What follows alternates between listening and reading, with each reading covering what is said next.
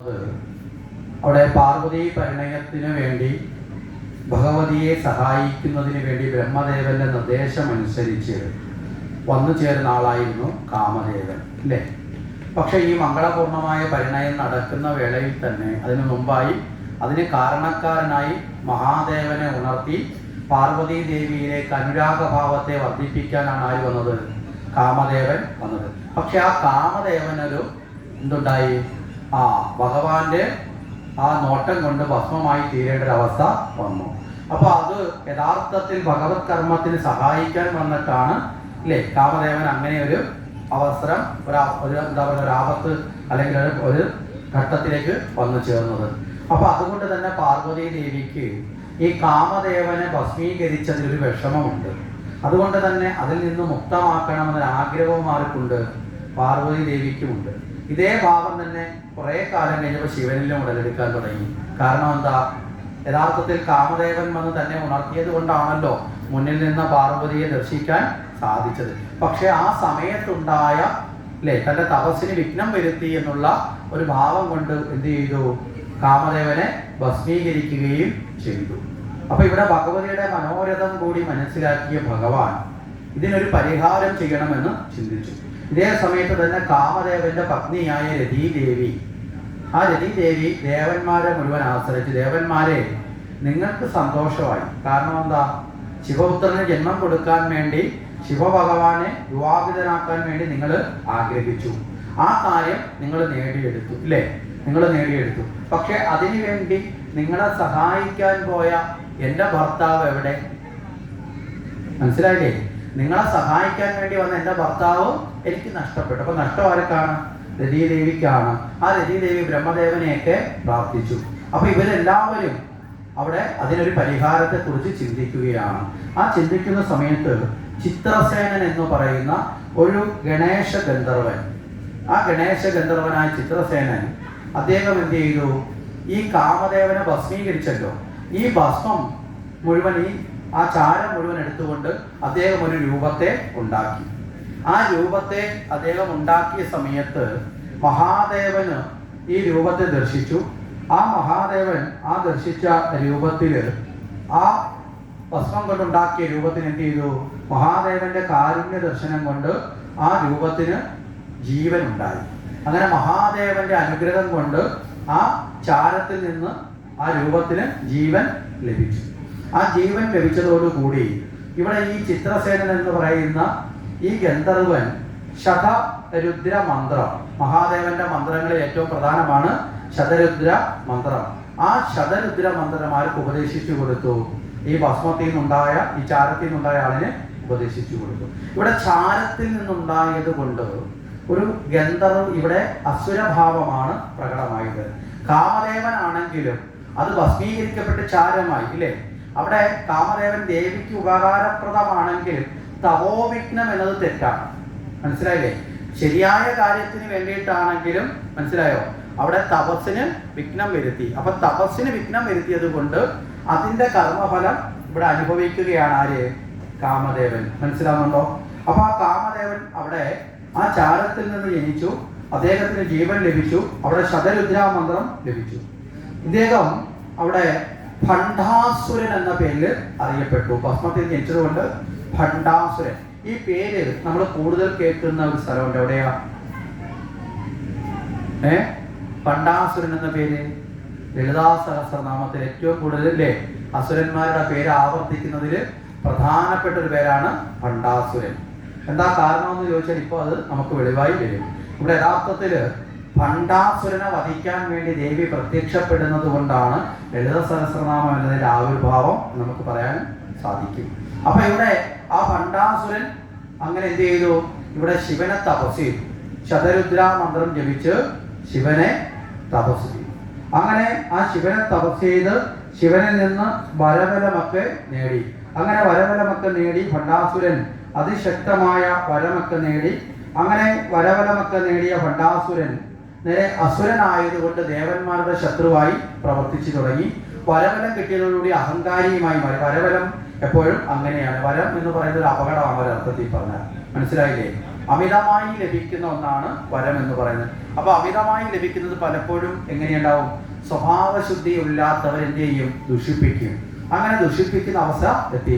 അതോടുകൂടി ദേവന്മാരുടെ ശത്രുവായിട്ട് ആര് മാറി? ഭണ്ഡാസുരൻ മാറി. ഈ തക്കം നോക്കി അസുരന്മാർക്ക് നല്ലൊരു നേതാവില്ലാതിരുന്ന സമയത്താണ് ആര് ജനിക്കുന്നത്? ഭണ്ഡാസുരൻ ജനിക്കുന്നത്.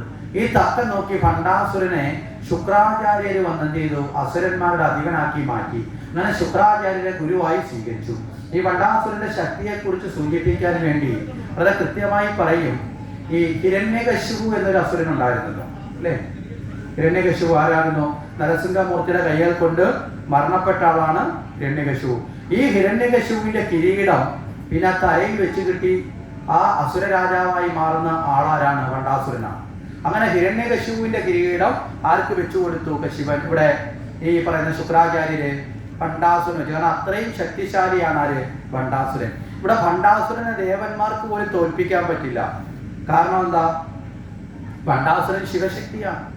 പിന്നെയോ പാർവതി ദേവിയുടെ പരിണയത്തിന് സഹായിച്ചത് കൊണ്ട് ദേവിക്ക് പ്രിയപ്പെട്ടവനുമാണ്. അസുരനാണെങ്കിലും ദേവിക്ക് പ്രിയങ്കരമായ കർമ്മം ചെയ്തിട്ടാണ് ഈ അവസ്ഥ.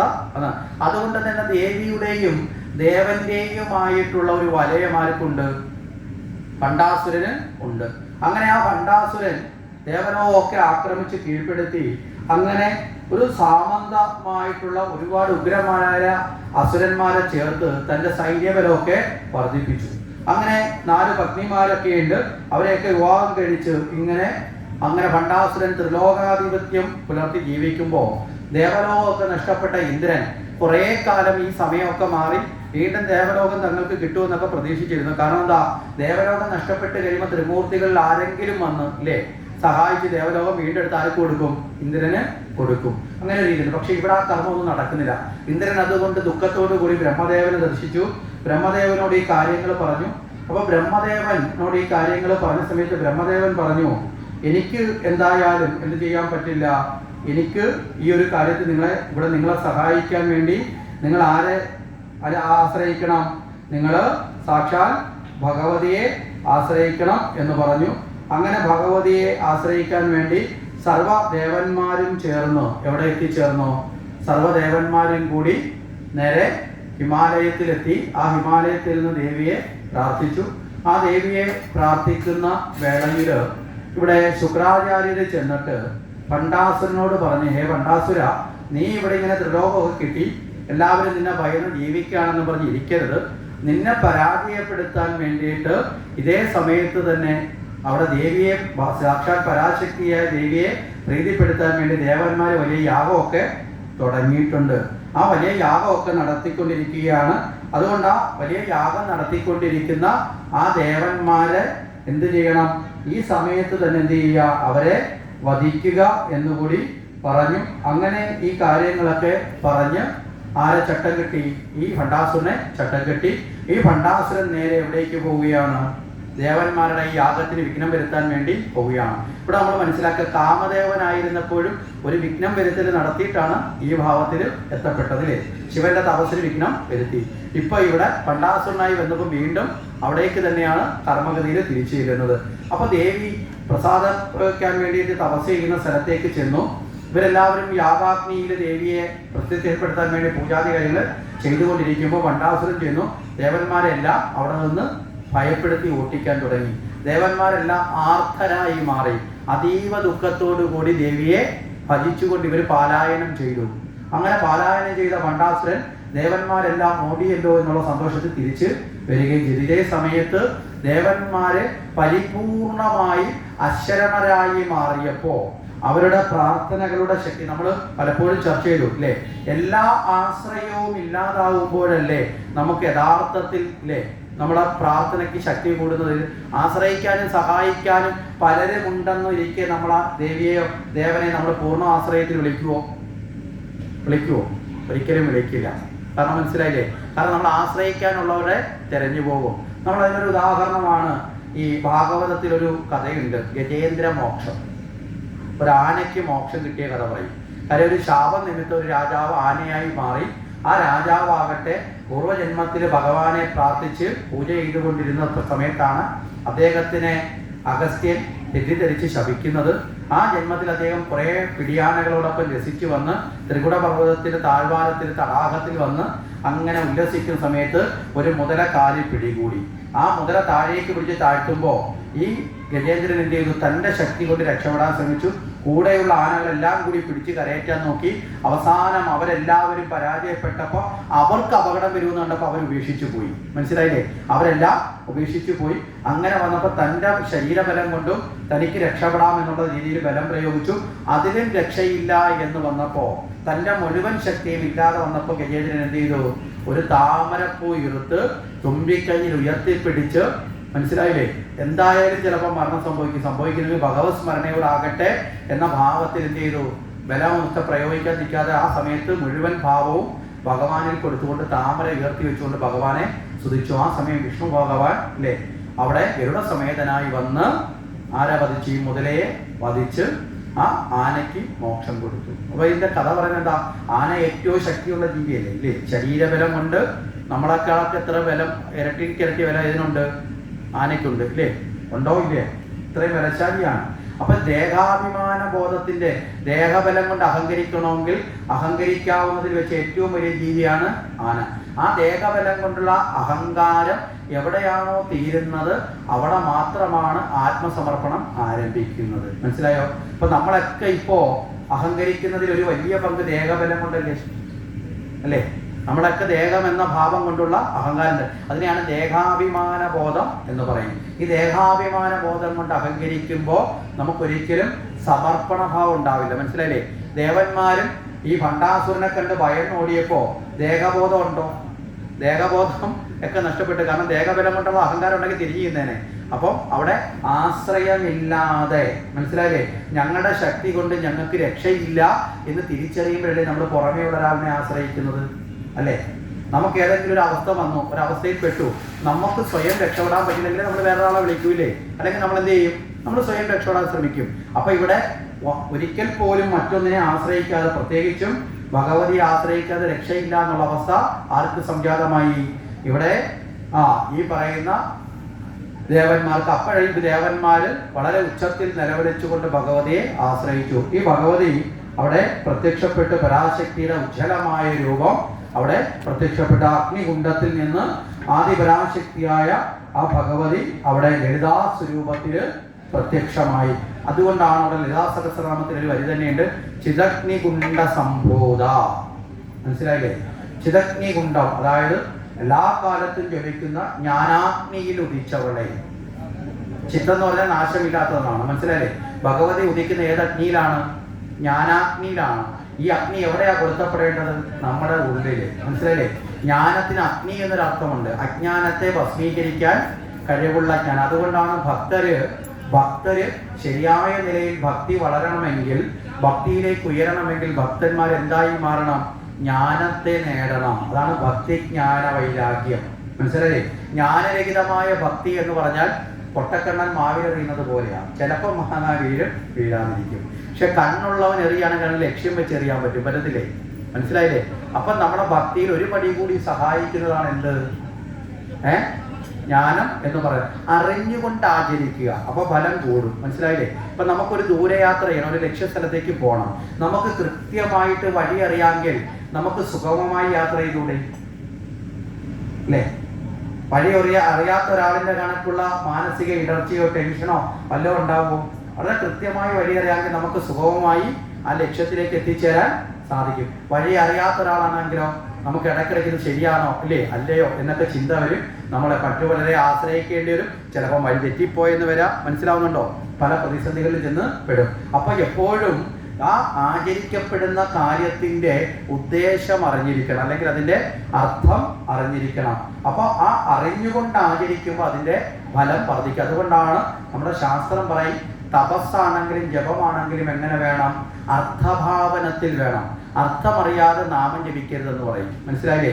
അതുപോലെ തന്നെ പ്രാർത്ഥനയാലും കർമ്മമാണ്. ഇവിടെ തപസ്സെന്ന് പറഞ്ഞാൽ നമ്മൾ ഭഗവാനെ പൂജിക്കുന്ന മാത്രമല്ല, ജീവിതത്തിൽ ഒരു കർമ്മം ചെയ്യുമ്പോൾ അതിന്റെ അർത്ഥം അറിഞ്ഞിരിക്കണം. ഇപ്പൊ പഠിക്കുന്ന ഒരു കുട്ടിക്ക് പഠിക്കേണ്ടതിന്റെ ആവശ്യം സ്വയം ബോധ്യപ്പെട്ടാൽ ആ കുട്ടിയെ പഠിക്കാൻ നിർബന്ധിക്കേണ്ട ആവശ്യമുണ്ടോ? ഇല്ല. അപ്പൊ അതാണ് അവിടുത്തെ അർത്ഥം അറിയാതെ. ആ കുട്ടിക്ക് തന്നെ സ്വയം തോന്നുകയാണ്, പഠനം എൻ്റെ ജീവിതത്തിന് വേണ്ടിയിട്ടാണ്, എൻ്റെ ഭാവിക്ക് വേണ്ടിയിട്ടാണ്, അല്ലേ, എനിക്ക് ഇത്തരത്തിൽ എത്താനാണെന്നൊരു ബോധം വന്നാൽ സ്വയം അത് പഠനത്തെ ഏറ്റെടുക്കും. ഇനി അതല്ലെങ്കിലോ അച്ഛനും അമ്മയും നിർബന്ധിക്കും, അവസാനം കുട്ടിക്ക് അച്ഛനും അമ്മയും കണ്ടുകൂടാത്തവരായി മാറും. മനസ്സിലായില്ലേ? അപ്പൊ അച്ഛനും അമ്മയും മകളുടെ ഭാവിക്ക് വേണ്ടി നിർബന്ധിച്ച് അവസാനം മകളുടെ ശത്രുവായി, അല്ലേ, ആകുന്ന അവസ്ഥ വരും. പഠിക്കാൻ വേണ്ടി നിർബന്ധിക്കുന്ന കാലത്ത് അതിൻ്റെ പേരിൽ ആത്മഹത്യ ചെയ്യുന്ന ഭീരുക്കളായ കുഞ്ഞുങ്ങളുടെ ലോകത്താണ് നമ്മൾ ജീവിക്കുന്നത്. മനോബലം ഏതുമില്ലാതെ, മനോവികാസം ഏതുമില്ലാതെ ചെറിയ കാര്യങ്ങൾക്ക് പോലും, അല്ലേ, അത്തരത്തിലുള്ള കാലത്ത് നമ്മൾ ഇവിടെയാണ് നമ്മൾ മനസ്സിലാക്കേണ്ടത്. ശരിയായ മാർഗത്തെ ബോധ്യപ്പെടുത്തുക, അറിഞ്ഞ് ആചരിക്കുക. ജീവിതത്തിൽ എല്ലാ കർമ്മവും എന്ത് ചെയ്യണം? അറിഞ്ഞ് തന്നെ ആചരിക്കണം. നമ്മൾ ചെയ്യുന്ന കർമ്മത്തിന്റെ ആ ഗുണഫലത്തെ അറിഞ്ഞ് ആചരിക്കണം. ആ രീതിയിലേക്ക് ജീവിതത്തെ ഉയർത്തണം. അപ്പൊ ഇവിടെ സാക്ഷാൽ ആ ഭഗവതി ചിദഗ്നികുണ്ട സംബോധയാണ്, ജ്ഞാനാഗ്നിയിൽ ഉദിച്ചവൾ. മനസ്സിലായില്ലേ? അപ്പൊ നമ്മുടെ ഉള്ളിലും ദേവത തെളിയണം. എങ്ങനെ? ജ്ഞാനമായെന്ന അഗ്നി കൊണ്ട് നമ്മുടെ ഉള്ളിലുള്ള അജ്ഞാനത്തെ ഇല്ലാതാക്കി ആ ജ്ഞാനത്തിൽ നിന്ന് ഭഗവതി ഉയർന്നു വരണം. അങ്ങനെയുള്ള ദേവിയെ പിന്നീ പറയും ദേവകാര്യ സമുദ്രത, ദേവകാര്യം സാധിപ്പിക്കാൻ വന്നവളെ. ഇവിടെ ആ ദേവത പ്രത്യക്ഷപ്പെടുന്നത് ഇവിടെയാണ്. ഈ ദേവന്മാരെല്ലാവരും ദേവിയെ സ്തുതിച്ചു. ആ സ്തുതിയാണ് പിന്നീട് സഹസ്രനാമമായിട്ട് പിന്നീട് പശുന്യാദി വാഗ്ദേവതകളെ കൊണ്ട് ദേവി അത് എഴുതിപ്പിക്കുന്നത്, അല്ലേ? വാഗ്ദേവതകളായ പശുന്യാദി വാഗ്ദേവതകളെ എഴുതിക്കുന്നു. അത് പിന്നീടാണ് നമ്മൾ പിന്നീട് മറ്റു ചില പുരാണങ്ങളിൽ അത് ഉൾപ്പെട്ട് വരുന്ന ഭാവത്തിലും ഒക്കെ നമുക്ക് കാണാൻ സാധിക്കും. അവിടെ ആ പശുന്യാദി വാഗ്ദേവതകളെ കൊണ്ട് എഴുതിപ്പിച്ച ഈ നാമത്തിന്റെ ഉൽപ്പത്തി എന്ന് പറയുന്നത് ഇവിടെയാണ്. അതാണ് ഭണ്ഡാസുരനെ വധിക്കാനായിട്ട് ദേവി പ്രത്യക്ഷപ്പെട്ടു. ഇവിടെ ദേവി തന്നെ പ്രത്യക്ഷപ്പെട്ടതിന്റെ കാരണം ഈ ഭണ്ഡാസുരനെ അല്ലാതെ വേറൊരാൾക്കും വധിക്കാൻ സാധിക്കില്ല. ശിവന്റെ ആ ഒരു ഒരു സംരക്ഷണം ആർക്കുണ്ട്? അവിടെ ഭണ്ഡാസുരന് ഉണ്ട്, ദേവിയുടെ കാരുണ്യം ഉണ്ട്. ഇനി ദേവി തന്നെ എന്തുകൊണ്ട് ഭണ്ഡാസുരനെ വധിക്കാൻ വരുന്നെന്ന് ചോദിച്ചാൽ, തനിക്ക് വേണ്ടി, അല്ലേ, തനിക്ക് സഹായിക്കാൻ വന്ന കാമദേവനാണ് ദുർഗതിയിൽപ്പെട്ട് ഭണ്ഡാസുരനായി മാറിയിട്ടുള്ളത്. അതുകൊണ്ട് ഈ ഭണ്ഡാസുരനെ അതിൽ നിന്ന് ശുദ്ധീകരിച്ച് സദ്ഗതി കൊടുത്ത് വീണ്ടും, മനസ്സിലായില്ലേ, ആ കാമദേവനെ ഉണർത്തിയെടുക്കാനുള്ള ഒരു അവസരം കൂടിയിട്ടാണ് ദേവിയുടെ മുന്നിൽ ഇത് സംജാതം ആയിരിക്കുന്നത്. അങ്ങനെ ദേവി നേരെ വന്ന് ഭണ്ഡാസുരനോട് യുദ്ധം ചെയ്ത് അങ്ങനെ ഭണ്ഡാസുരനോട് ഏറ്റുമുട്ടിക്കൊണ്ട് ആ ദേവി അവസാനം ആരെ വധിച്ചു? ഭണ്ഡാസുരനെ നിഗ്രഹിച്ചു. അങ്ങനെ ഭണ്ഡാസുരനെ നിഗ്രഹിച്ചതോടുകൂടി ആ ഭണ്ഡാസുരന് സദ്ഗതി ഉണ്ടായി. അവിടെ കാമദേവൻ പുനർജനിക്കുകയും ചെയ്തു. അങ്ങനെ തനിക്ക് സഹായകരമായി മാറിയ കാമദേവനെ പുനർജനിപ്പിച്ച് ദേവന്മാരുടെ അഭ്യർത്ഥന പ്രകാരം ആ ഭഗവതി ആ രതീദേവിയുടെ പ്രാർത്ഥന പ്രകാരം ഭണ്ഡാസുരനെ വീണ്ടും കാമദേവ ഭാവത്തിലേക്ക് തന്നെ സദ്ഗതി കൊടുത്തു. അപ്പോൾ ആ സദ്ഗതി തത്വത്തെയാണ് നമുക്കിവിടെ കാണാൻ സാധിക്കുന്നത്. അപ്പോൾ ദേവിയെ ആശ്രയിച്ച ആ അവിടെ കാമദേവന് അവിടെ ഭഗവാൻ മഹാദേവനിൽ നിന്ന് പോലും, അല്ലേ, അത്തരത്തിലൊരു അവസ്ഥ വന്നിട്ടും കാരുണ്യ സ്വരൂപിണിയായ ഭഗവതി ആ കാരുണ്യത്തോടു കൂടി ഭണ്ഡാസുരനെ ചെയ്ത കർമ്മത്തിന്റെ ആ ഫലം അനുഭവിച്ച ശേഷം എന്ത് ചെയ്തു? അതിൽ നിന്ന് മോചിപ്പിച്ച് സദ്ഗതിയിലേക്ക് കൊണ്ടുവന്നു. ആ സദ്ഗതി തത്വത്തിലാണ് നമ്മൾ ലളിതാ സഹസ്രനാമത്തിന്റെ തത്വത്തെയൊക്കെ കാണാൻ സാധിക്കുന്നത്.